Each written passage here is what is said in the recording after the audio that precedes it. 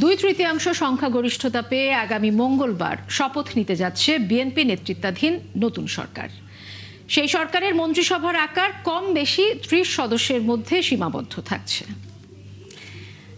মন্ত্রণালয় পরিচালনার অভিজ্ঞতা আছে এমন নেতাদের প্রাধান্য দেওয়া হচ্ছে, থাকছেন কয়েকজন তরুণও। কেমন হচ্ছে বিএনপির মন্ত্রিসভা, সেই ধারণা দিচ্ছেন সহকর্মী শফিকুল হক। নিরঙ্কুশ সংখ্যাগরিষ্ঠতা নিয়ে প্রায় 2 দশক পর ক্ষমতা গ্রহণ করতে যাচ্ছে বিএনপি। গঠিত হতে যাওয়া সেই সরকারের মন্ত্রিসভা বড় হচ্ছে না। দেশের স্বাধীনতা প্রিয় গণতন্ত্র প্রিয় জনগণ আবারও বিএনপিকে বিজয়ী করেছে। আলহামদুলিল্লাহ, এই বিজয় বাংলাদেশের, এই বিজয় গণতন্ত্রের, এই বিজয় গণতন্ত্রকামী জনগণের। আজ থেকে আমরা সবাই স্বাধীন। 1991 ও 2001 সালের বিএনপি সরকারের আদলে অভিজ্ঞদের দিয়ে মন্ত্রিসভা গঠনের প্রক্রিয়া শুরু করেছেন তারেক রহমান। তাতে থাকছেন কয়েকজন তরুণ সংসদ সদস্য। দলীয় কয়েকজন গুরুত্বপূর্ণ নেতা জানিয়েছেন মন্ত্রিসভার সদস্য হচ্ছেন 30 সদস্যের কিছু কম বা বেশি। প্রতিরক্ষা, সশস্ত্র বাহিনী বিভাগ সহ অন্তত 5টি মন্ত্রণালয়ের দায়িত্ব নিয়ে প্রধানমন্ত্রী হতে যাচ্ছেন তারেক রহমান। দলের মহাসচিব মির্জা ফখরুল ইসলাম আলমগীর হতে পারেন দেশের পরবর্তী রাষ্ট্রপতি। তবে নতুন রাষ্ট্রপতি নিয়োগের প্রক্রিয়া দীর্ঘ হতে পারে। সেক্ষেত্রে সরকারের গুরুত্বপূর্ণ মন্ত্রণালয়ের দায়িত্বে থাকবেন বর্ষিয়ান এই রাজনীতিবিদ। নতুন মন্ত্রিসভার সদস্য হিসেবে দলের স্থায়ী কমিটির সদস্য ডক্টর খন্দকার মোশাররফ হোসেন, মির্জা আব্বাস, গয়েশ্বরচন্দ্র রায়, ডক্টর আব্দুল মঈন খান, সালাউদ্দিন আহমদ, আমির খসরু মাহমুদ চৌধুরী, ইকবাল হাসান মাহমুদ টুকু, মেজর অবসরপ্রাপ্ত হাফিজ উদ্দিন আহমেদ ও ডক্টর AJM জাহিদ হোসেনের নাম আলোচনায় আছে। দলের ভাইস চেয়ারম্যান আব্দুল আউয়াল মিন্টু, শাহ মোফাজ্জল হোসেন কায়কোবাদ, চেয়ারপারসনের উপদেষ্টা খন্দকার আব্দুল মুক্তাদির চৌধুরী, কেন্দ্রীয় নেতা আনম এহসানুল হক মিলন, রুহুল কুদ্দুস তালুকদার দুলু, রকিবুল ইসলাম বকুল, শরীফুল আলম, শামা ওবায়েদ, মীর মোহাম্মদ হেলাল সহ সর্বকনিষ্ঠ নির্বাচিত নারী সংসদ সদস্য ফারজানা শারমিন পুতুলের নামও আছে খসড়া তালিকায়। টেকনোক্র্যাট মন্ত্রী হিসেবে আলোচনায় আছেন ইসমাইল জবিউল্লাহ, রুহুল কবির রিজভী, মাহাদি আমিন এবং ব্যারিস্টার হুমায়ুন কবির। এছাড়া সাবেক একজন সচিব ও ঢাকা বিশ্ববিদ্যালয়ের একজন শিক্ষকের নামও শোনা যাচ্ছে। বিএনপির সঙ্গে যুগপৎ আন্দোলনে যুক্ত বাংলাদেশ জাতীয় পার্টির চেয়ারম্যান আন্দালিব রহমান পার্থ, গণসংহতি আন্দোলনের প্রধান সমন্বয়কারী জোনায়েদ সাকি এবং গণ অধিকার পরিষদের সভাপতি নুরুল হক নূরও মন্ত্রিসভায় থাকছেন বলে জানা গেছে। বিগত আওয়ামী লীগ সরকারের সময় অর্থ ও পরিকল্পনা মন্ত্রণালয় পৃথক করেছে। একই সাথে শিল্প ও বাণিজ্য এবং বিজ্ঞান ও আইসিটি সহ অনেকগুলো মন্ত্রণালয়কে পৃথক করা হয়েছিল। এবার সেই সব পৃথক মন্ত্রণালয়গুলোর সমন্বয়ে তৈরি করা হবে এক একটি বড় মন্ত্রণালয়। শফিকুল হক, 71, ঢাকা। আগামী মঙ্গলবার সকালে শপথ নেবেন ত্রয়োদশ জাতীয় সংসদের নির্বাচিত এমপিরা। ওই দিন বিকেলেই নতুন মন্ত্রিসভা গঠন করবে একক সংখ্যাগরিষ্ঠ নিয়ে জয় পাওয়া বিএনপি। নতুন সরকারের শপথ পড়াবেন রাষ্ট্রপতি মোহাম্মদ শাহাবুদ্দিন। আইন উপদেষ্টা বিজয়ী দল বিএনপির ইচ্ছাতেই বঙ্গভবনের পরিবর্তে সংসদ ভবনের দক্ষিণ প্লাজায় শপথ অনুষ্ঠান হবে, যেখানে সার্কভুক্ত দেশের অতিথিরা আমন্ত্রণ পাবেন বলে জানিয়েছেন আরেক উপদেষ্টা সৈয়দা রিজওয়ানা হাসান। শারমিনীরা রিপোর্ট। নির্বাচিত সরকারের হাতে দায়িত্ব হস্তান্তরের ক্ষণগণনা শুরু হয়েছে। চলছে শপথ অনুষ্ঠান আয়োজনের সকল প্রস্তুতি। ত্রয়োদশ জাতীয় সংসদের নির্বাচিত 297 সদস্যের শপথ মঙ্গলবার সকাল 10টায় সংসদ ভবনে। একই দিন দুপুরে সংসদীয় দলের প্রধান নির্বাচিত করবে বিএনপি। বিকাল 4টায় দক্ষিণ প্লাজায় হবে নতুন মন্ত্রিসভার শপথ। সেই শপথ পড়াবেন রাষ্ট্রপতি। বিএনপির ইচ্ছায় বঙ্গভবনের পরিবর্তে সংসদের দক্ষিণ প্লাজায় শপথ অনুষ্ঠান হচ্ছে বলে জানান আইন উপদেষ্টা। যারা বিজয়ী দল তাদের অভিপ্রায় অনুযায়ী সংসদ ভবনে হচ্ছে মন্ত্রিপরিষদের শপথ। আমরা গণ অভ্যুত্থানের মাধ্যমে জুলাই যে ছাত্র জনতার আত্মত্যাগের মাধ্যমে সংসদ পেয়েছি এবং আমি মনে করি যে দলটা নির্বাচনে জিতেছে বিএনপি, তারা খুব কারেক্ট স্থানই বেছে নিয়েছে। এই জন্য সাউথ প্লাজাতে তারা শপথ অনুষ্ঠান করছে। সাউথ প্লাজাতে অনেকগুলো ঐতিহাসিক ঘটনা ঘটেছে। জুলাই সনদের ঘোষণা হয়েছে, জুলাই যে আপনার ঘোষণা ছিল সেটার অনুষ্ঠানটা হয়েছে। তো এটা আমি মনে করছি এটা ঐতিহাসিক জায়গা, এটা তারা কারেক্ট ডিসিশন নিয়েছে। সার্কভুক্ত দেশের অতিথিরা আমন্ত্রণ পাচ্ছেন শপথ অনুষ্ঠানে। সেই দায়িত্ব পালন করছে পররাষ্ট্র মন্ত্রণালয়। শপথের আনুষ্ঠানিকতায় থাকবেন সরকারের উপদেষ্টারাও। শপথটা হবে, সেখানে আমরা সকলেই যাব। আনুষ্ঠানিকটি সার্ক দেশ থেকেই প্রতিনিধিত্বের জন্য আমন্ত্রণ পাঠানো হয়েছে। এর বাইরে আর কোনো কিছু আমাদের সরকারি পর্যায়ে জানা নেই। কতদিন পর্যন্ত উপদেষ্টারা গাড়িসহ অন্যান্য সুবিধা পাবেন সেই প্রশ্নের জবাব দেন সৈয়দা রিজওয়ানা হাসান। তবে প্রধানমন্ত্রীর বাসভবন কোনটি হবে তা জানা নেই তার। মন্ত্রিসভা শপথ না নেওয়া পর্যন্ত এই উপদেষ্টা মণ্ডলী কাজ করবেন এবং সেজন্য যা যা সুযোগ সুবিধা পান সবই তারা পাবে। তবে এক একজনের বাস্তবতা একটু ভিন্ন হওয়ার কারণে আমরা যেরকম অনেকে সরকারি বাসাতে উঠিনি, যারা উঠেছে তাদের মধ্যে তারা 1 মাস পর্যন্ত ওই বাসা রাখতে এন্টাইটেল। That's the rule. প্রধান উপদেষ্টার বিশেষ সহকারী ফয়েজ আহমেদ তৈয়ব সেফ এক্সিট নেননি। তিনি নিজ কর্মস্থলে ফিরেছেন বলে দাবি করেন পরিবেশ উপদেষ্টা। পরিবার থেকে আলাদা থেকে রাষ্ট্রের এই দায়িত্বটা পালন করেছে। এখন রাষ্ট্রের দায়িত্ব শেষ হয়েছে, সে তার পরিবারের কাছে ফেরত গেছে। শারমিন মীরা, ৭১, ঢাকা।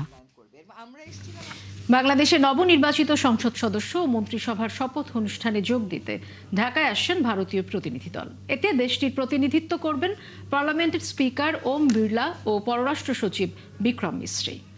ভারতীয় সংবাদ মাধ্যম এনডিটিভির প্রতিবেদনে বলা হয়, লোকসভার স্পিকার ওম বিড়লা মঙ্গলবার বাংলাদেশের প্রধানমন্ত্রী হিসেবে তারেক রহমানের শপথ গ্রহণ অনুষ্ঠানে ভারতের প্রতিনিধিত্ব করবেন।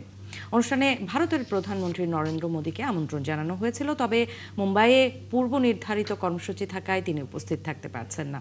বিড়লার অংশগ্রহণ প্রসঙ্গে ভারতের পররাষ্ট্র মন্ত্রণালয় জানায়, এই গুরুত্বপূর্ণ অনুষ্ঠানে স্পিকারের অংশগ্রহণ বাংলাদেশ ও ভারতের জনগণের মধ্যে গভীর ও স্থায়ী বন্ধুত্বের প্রকাশ।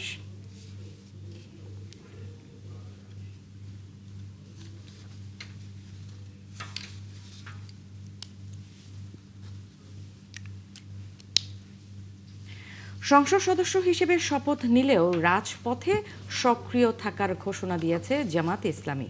দুপুরে দলটির সহকারী সেক্রেটারি হামিদুর রহমান বলেন, সরকার কোনো অনিয়ম করলে রাজপথে প্রতিবাদ জানানো হবে। এদিকে ইসিতে গিয়ে ৩২ আসনে ব্যালট পুনরায় গণনার দাবি করেছে ১১ দলীয় জোট। একজন কমিশনার জানান, অভিযোগ নিয়ে যে কেউ উচ্চ আদালতে যেতে পারেন। ফারজানা আক্তারের প্রতিবেদন। নির্বাচনের পুরো প্রক্রিয়া শেষে এবার সংসদ সদস্যদের শপথ নেয়ার পালা। এর মধ্যেই ভোটে অনিয়মের অভিযোগ নিয়ে নির্বাচন কমিশনে হাজির জামায়াত সহ ১১ দলের প্রতিনিধিরা। কমিশনের সাথে বৈঠক করে দলটির সিনিয়র নেতা হামিদুর রহমান অভিযোগ করেন, ৩২টি আসনে অনিয়ম হয়েছে, ব্যালট নতুন করে গণনা করতে হবে। ভোট কেন্দ্রগুলো ভিজিট করতে গিয়ে আমরা যেটা দেখেছি, সেখানে অসুস্থ পরিবেশ বিরাজমান ছিল নানা ধরনের। অর্থাৎ ভোট গ্রহণ সূচনা সুন্দর হলেও সমাপ্তি সুন্দর হয় নাই। ৩২-এর বাইরেও আমাদের কাছে এভিডেন্স সাফিসিয়েন্ট আমাদের হাতে আসতেছে। সেই জন্য ব্যবধানের বাইরেও বড় ব্যবধান হারানো যদি এখানে এভিডেন্স পাওয়া যায়, সেক্ষেত্রে আমরা আইনের আশ্রয় নেব। বিষয়টি নিয়ে নির্বাচন কমিশনে যোগাযোগ করেন সাংবাদিকরা। একজন কমিশনার জানান, কারো কোনো অভিযোগ থাকলে উচ্চ আদালতে যেতে পারেন। ১১ দলীয় জোটের পক্ষ থেকে ওনারা আসছেন, আমরা দীর্ঘক্ষণ ওনাদের বক্তব্য শুনেছি। আইন তাদেরকে এই সুযোগ দিয়েছে যে যদি নির্বাচন সংশ্লিষ্ট কোনো অভিযোগ থাকে সেটা থাকতেই পারে। তারা সেটি যদি মাননীয় হাইকোর্টে যদি শরণাপন্ন হয়।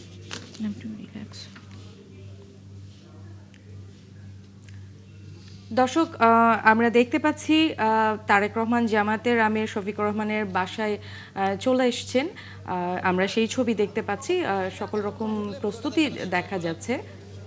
আইন শৃঙ্খলা বাহিনীর যারা রয়েছেন তাদেরকেও আমরা দেখতে পাচ্ছি। সেখানে আমাদের সহকর্মী শাহিদুজ্জামান সাকিব রয়েছেন। সাকিব, একটু জানতে চাই যে জামাতের আমিরের বাসভবনে তাকে অভ্যর্থনা জানাতে কি কি প্রস্তুতি আপনার চোখে পড়লো, এবং সেখানে আর জামাতের আমির ছাড়া আর কোন কোন নেতারা উপস্থিত আছেন সেটাও একটু জানাবেন।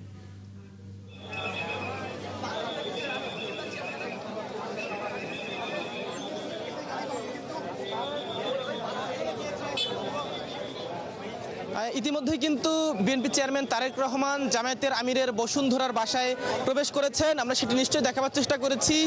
জামায়াতের আমিরের বাসায় আজকে তারেক রহমানের সঙ্গে এই সাক্ষাতে জামায়াতের নায়েবে আমির আব্দুল্লাহ মোহাম্মদ তাহের, তাকে আমরা দেখেছি, তিনি কিছুক্ষণ আগে প্রবেশ করেছেন। এছাড়া তারেক রহমানের সঙ্গে বিএনপির কয়েকজন সিনিয়র নেতা তারাও থাকবার কথা রয়েছে।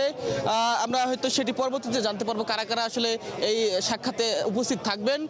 তবে আজকে বিএনপি চেয়ারম্যানের এই সাক্ষাৎকে ঘিরে রাজনীতিতে কিন্তু নানা আলোচনা রয়েছে। নির্বাচনের পর সম্ভাব্য প্রধানমন্ত্রী এবং সম্ভাব্য বিরোধী দলীয় নেতার এই সাক্ষাৎ ঘিরে কিন্তু অনেকে নানা ধরনের কথা বলছেন। তারা বলছেন যে এটি নিঃসন্দেহে একটি ইতিবাচক রাজনীতির প্রতিফলন ঘটবে। এবং আমরা দেখেছিলাম যে নির্বাচনের পরে প্রথম সংবাদ সম্মেলনে বিএনপি চেয়ারম্যান তারেক রহমান তিনি বিদেশি সাংবাদিকদের সঙ্গে কথা বলবার সময় তিনি যেটি জানিয়েছিলেন যে তিনি একটি ঐক্যবদ্ধ বাংলাদেশ গড়তে চান, যে বাংলাদেশে ভিন্ন মত, বিরোধী দল সহ সকল মানুষজন সরকারি দলের হাতে নিরাপদ থাকবে, সকলে মিলেমিশে থাকবে এবং দেশ পরিচালনার ক্ষেত্রেও তিনি কিন্তু ঐক্যবদ্ধভাবে দেশ চালানোর কথা বলেছেন, যেটি বিএনপির ইস্তেহারেও ছিল এবং নির্বাচনের আগেও তারা বলছিলেন জাতীয় সরকারের কথা। তবে সে বিষয়টি আসলে তেমন কিছু ঘটবে কিনা, আজকের এই আলোচনা থেকে আসলে নতুন কোনো বার্তা আসবে কিনা, সেটির জন্য নিশ্চয়ই আলোচনা শেষ হওয়া পর্যন্ত অপেক্ষা করতে হবে। এর আগেও আমরা দেখেছিলাম বিএনপির সাবেক চেয়ারপারসন বেগম খালেদা জিয়ার মৃত্যুর পর জামায়াতের আমির বিএনপির গুলশান কার্যালয়ে তারেক রহমানের সঙ্গে কথা বলেছিলেন, দেখা করেছিলেন। তারপরে তিনি সাংবাদিকদের সঙ্গে বলেছিলেন যে নির্বাচনের পর তারা সরকার গঠনের আগে আরও একবার বসতে চান। সেই ঘটনায় কিন্তু আমরা লক্ষ্য করছি যে সরকার গঠনের অর্থাৎ সংসদ সদস্যদের শপথ গ্রহণ এবং মন্ত্রিসভা গঠনের আর একদিন বাকি রয়েছে। তার আগেই প্রধান দুটি দল, জাতীয়তাবাদী দল বিএনপি এবং জামায়াতে ইসলামীর শীর্ষ দুই নেতার বৈঠক অনুষ্ঠিত হচ্ছে। এই বৈঠকের পর যদিও জাতীয় নাগরিক পার্টির আহ্বায়ক নাহিদ ইসলাম, তার সঙ্গেও দেখা করবেন বিএনপি চেয়ারম্যান তারেক রহমান। আসলে কি বার্তা তারা দিবেন, এই বৈঠকে কি কি আলোচনা হবে, দেশের মানুষের জন্য নতুন কোনো বার্তা আসলে আসে কিনা, সেটির জন্য আমরা অপেক্ষায় রয়েছি। এই বৈঠককে ঘিরে কিন্তু বিএনপি এবং জামায়াতের নেতাকর্মীদেরও ভিড় আমরা লক্ষ্য করছি। পাশাপাশি আইন শৃঙ্খলা রক্ষা বাহিনী যারা রয়েছেন তাদেরও সতর্ক অবস্থান এখানে আমরা লক্ষ্য করছি। ইতিমধ্যে তারেক রহমান এই বাসায় প্রবেশ করেছেন, তিনি হয়তো বৈঠকে ইতিমধ্যেই অংশ নিয়েছেন। সেখানে জামায়াতের আমির রয়েছেন, জামায়াতের নায়েবে আমির আব্দুল্লাহ মোহাম্মদ তাহের রয়েছেন। বিএনপির চেয়ারম্যান তারেক রহমানের সঙ্গে আর কোন কোন জ্যেষ্ঠ নেতা রয়েছেন সেটি হয়তো আমরা পরবর্তীতে জানতে পারবো, আমরা এখনো সেটি লক্ষ্য করতে পারিনি। তবে বৈঠক শেষে কি বার্তা তারা আসলে দেন, কি কি বিষয় নিয়ে আলোচনা করেন, দেশের মানুষের জন্যই বা তারা আসলে কি বার্তা দেবেন, কি বিষয় নিয়ে আলোচনা হবে, আগামীর পরিকল্পনা নিয়ে তাদের মধ্যে আসলে কোনো বিষয় কথা হয় কিনা, সেগুলো আমরা পরবর্তীতে জানতে পারবো বা জানার চেষ্টা করব বৈঠক শেষ হবার পরে। এখন পর্যন্ত বিএনপি চেয়ারম্যান তারেক রহমান তিনি এখানে এসে উপস্থিত হয়েছেন এবং বৈঠকটি চলছে। নেন্সি।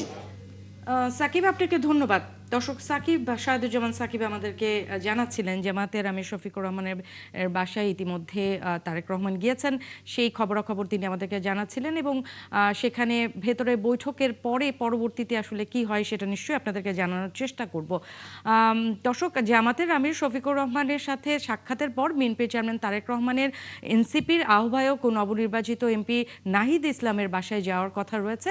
সিদ্ধেশ্বরীতে নাহিদ ইসলামের বাসার সামনে এই মুহূর্তে আছেন আমাদের সহকর্মী রাশেদ আনিস। বাকি তথ্য জানাতে তিনি আমাদের সাথে যুক্ত হচ্ছেন। রাশেদ, একটু জানতে চাই, আপনার সেখানটাতে আসলে এনসিপির নেতাকর্মীরা নিশ্চয়ই এসেছে, কারা কারা আছে, তাদের সাথে কথা বলার সুযোগ হয়েছিল কিনা, বিস্তারিত একটু আমাদেরকে জানাবেন।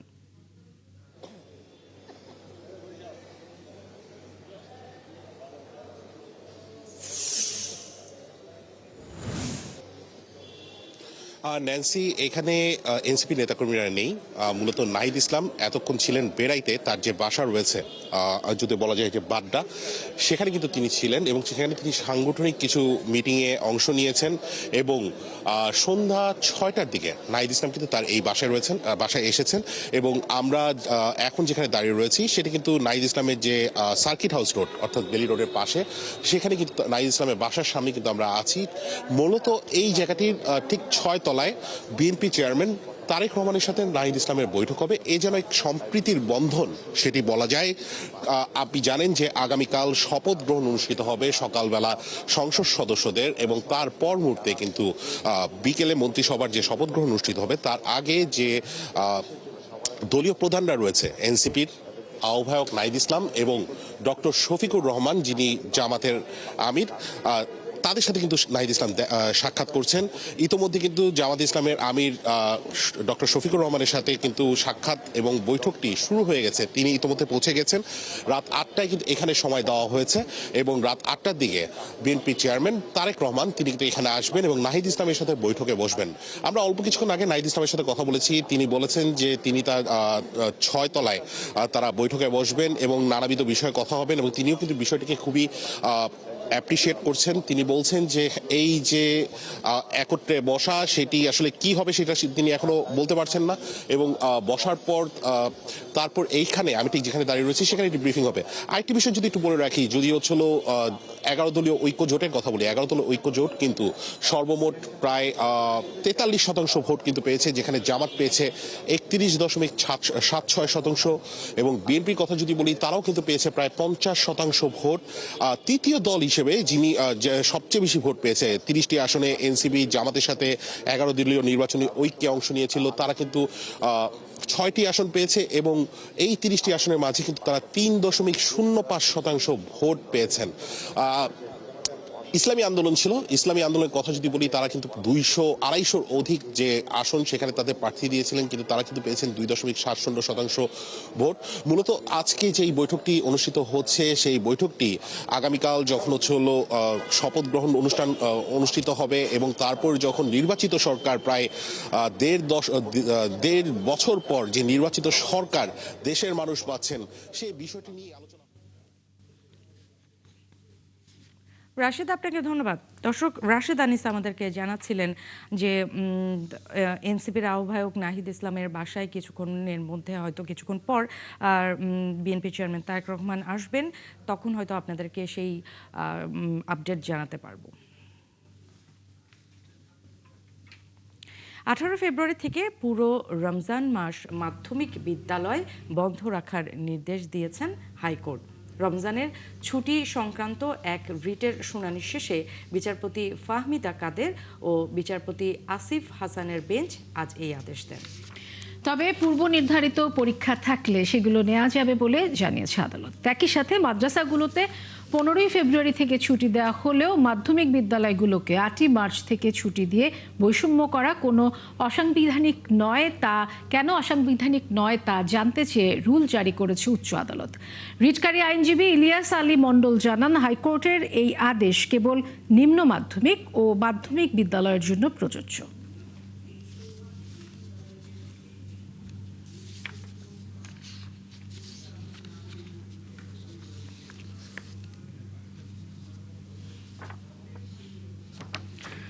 রাষ্ট্র পরিচালনায় মানুষের জনগণের প্রত্যাশা অনুযায়ী কাজ করবে বিএনপি, এমন আশা দলের তৃণমূল নেতাকর্মীদের। ত্যাগ ও কষ্টের বিনিময়ে অর্জিত এই বিজয়ের সঠিক সম্মান চান তারা।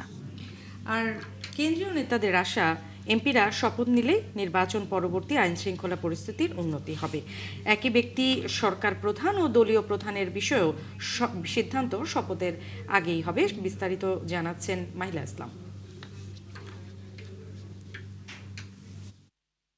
প্রায় 2 দশক ক্ষমতার বাইরে থাকা বিএনপি এবারের জাতীয় নির্বাচনে নিরঙ্কুশ সংখ্যাগরিষ্ঠতা নিয়ে সরকার গঠন করতে যাচ্ছে, যার নেতৃত্বে আছেন দলের চেয়ারম্যান তারেক রহমান। প্রধানমন্ত্রী হিসেবে শপথ নেওয়ার ঠিক 2 দিন আগেই গুলশানে বিএনপি চেয়ারম্যানের কার্যালয়ের সামনে নেতাকর্মীদের এই উচ্ছ্বাস বিজয়ের আনন্দের, যাদের বুকে জমেছে অনেক প্রত্যাশা। এখন কমিটমেন্ট বাস্তবায়ন করতে হবে, জনগণের যেটা দুর্ভোগ সেটাকে লাঘব করতে হবে, এবং এটা সবারই করতে হবে। আমি না, প্রত্যেক এলাকায় যারা নির্বাচিত হয়েছে তাদের দায়িত্ব অনেক বেশি। সরকার হবে সকল মানুষের, সরকার হবে সকল দলের, এবং সকলকে নিয়ে ঐক্যবদ্ধভাবে আমরা দেশকে এগিয়ে নেব। বিভিন্ন সংসদীয় আসনের বিজয়ী বিএনপির প্রার্থীরাও আসেন দলীয় প্রধানের সঙ্গে শুভেচ্ছা বিনিময় করতে। জুলাই চেতনা ও বিএনপির 31 দফার আলোকে কাজ করার প্রত্যয় জানান তারা। আমরা যাই করি আগামী জেনারেশনের কথা মনে রেখে করতে হবে। জাতির কাছে আমাদের বেশ কিছু কমিটমেন্ট আছে, অবশ্যই সেই কমিটমেন্টগুলি পূরণের জন্য আমরা কাজ করব। এতদিন রাজপথে সংগ্রাম করেছি, এখন দেশ গড়ার কাজে ইনশাল্লাহ আমরা ঝাঁপিয়ে পড়ব। এ সময় লক্ষ্মীপুর 3 আসন থেকে বিজয়ী বিএনপির প্রচার সম্পাদক শহীদউদ্দিন চৌধুরী অ্যানি বলেন, নতুন সরকারের দায়িত্ব নিলেই দেশের আইন শৃঙ্খলা পরিস্থিতির দ্রুত উন্নতি হবে। আমাদের উপরে দায়িত্বটা অনেক বেশি। সামনে একটা কঠিন চ্যালেঞ্জ নিয়ে আমাদের এই বাংলাদেশের মানুষের পাশেই আমাদেরকে দায়িত্বটুকু গ্রহণ করতে হবে এবং কঠিন দায়িত্বটুকু পালন করতে হবে। সরকার প্রধান ও দলীয় প্রধানের বিষয়ে বিএনপির পদক্ষেপ শপথের আগেই পরিষ্কার করা হবে বলেও জানান তিনি। আপনার 17 তারিখে ইনশাল্লাহ আমাদের চেয়ারম্যান জনাব তারেক রহমান, যিনি সংসদীয় দলের নেতা হিসাবে তার দায়িত্বটুকু পালন করবেন এবং এই ব্যাপারে আপনারা সবাই আরো বেশি অবগত হবেন 17 তারিখে ইনশাল্লাহ। সামনের সকল চ্যালেঞ্জ নতুন সরকার সবাইকে নিয়েই মোকাবেলা করবে বলে আশা বিএনপি নেতাদের। মাহিলা ইসলাম, 71, ঢাকা। ক্ষমতা হস্তান্তরের পর প্রধান উপদেষ্টা ডক্টর মোহাম্মদ ইউনূস সহ উপদেষ্টা পরিষদের সবাই দেশেই থাকবেন। কেউ কেউ ফিরবেন নিজেদের কাজে। প্রেস উইংয়ের সদস্যরাও ফিরবেন সাংবাদিকতায়। উপদেষ্টাদের নিয়ে বিভিন্ন মহলের নানা গুঞ্জন উড়িয়ে দিয়ে বিকেলে সংবাদ সম্মেলনে এসব তথ্য জানান প্রধান উপদেষ্টার প্রেস সচিব শফিকুল আলম। মোহন ইসলামের রিপোর্ট। আর মাত্র একদিন পরেই শপথ নেবেন নবনির্বাচিত সংসদ সদস্য। গঠন করা হবে নতুন সরকার। এরই মধ্যে প্রধান উপদেষ্টার এক বিশেষ সহকারী নিজ মন্ত্রণালয় থেকে বিদায় নিয়ে পাড়ি জমিয়েছেন বিদেশে। এ অবস্থায় প্রশ্ন উঠেছে, প্রধান উপদেষ্টা সহ উপদেষ্টারা আসলে কি করবেন শপথের পর? সবাইকে ধন্যবাদ দেওয়া হয়েছে। প্রধান উপদেষ্টার প্রেস সচিব জানান, ডক্টর ইউনূস ফিরবেন নিজ কাজে, থাকবেন দেশেই। চিফ অ্যাডভাইজার যখন শেখ হাসিনার 15.5 বছরে ওনাকে যে নির্মমভাবে হ্যারেস করা হয়েছে, তার গ্রামীণ ব্যাংকে উনি প্রতিষ্ঠিত প্রতিষ্ঠান, সেখান থেকে ওনাকে জোর করে সরিয়ে দেওয়া হয়েছে, তার নামে অপপ্রচার করা হয়েছে, তাকে শেষে এসে প্রায় 200টা কেস দেওয়া হয়েছে, তখন কি উনি বিদেশে গিয়েছেন? উনি একজন গর্বিত বাংলাদেশী, খুবই প্রাউড বাংলাদেশী। বাকি উপদেষ্টারাও দেশে থেকে নিজ কাজে ফিরবেন বলে জানান তিনি। উপদেষ্টারা যারা তারা শপথের দিন থাকবেন, তারা জয়েন করবেন এবং শপথের দিন তারা ফ্ল্যাগবাহী গাড়িতে যাবেন। যাওয়ার পরে যখন শপথ অনুষ্ঠিত হয়ে যাবে, আসার সময় তারা ওই গাড়ি তাদেরকে তাদের বাসায় পৌঁছে দিবে, কিন্তু আর ওইখানে আর ফ্ল্যাগ থাকবে না। তারা সবাই দেশেই আছেন, তারা দেশের গর্বিত সন্তান। রোববার উপদেষ্টা পরিষদের শেষ বৈঠকে প্রধান উপদেষ্টা নির্বাচন নিয়ে অন্তর্বর্তী সরকারের সফলতায় সন্তোষ জানিয়েছেন বলেও জানান প্রেস সচিব। চিফ অ্যাডভাইজার যে শব্দটা বলেছেন যে এটা একটা মহা সাফল্য, এটা বাংলাদেশের এর চেয়ে সুন্দর ইলেকশন, এর চেয়ে ভালো ইলেকশন বাংলাদেশে হয়েছে কিনা এটা সন্দেহ।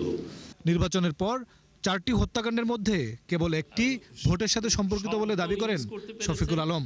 কেউ গুম হয়নি, কেউ এটার জন্য প্রসিকিউটেড হয়নি। মোহন ইসলাম, 71, ঢাকা। টানা কয়েকটি মেয়াদ জাতীয় সংসদে বিরোধী দলের আসনে বসা জাতীয় পার্টি এবার নেই সংসদে।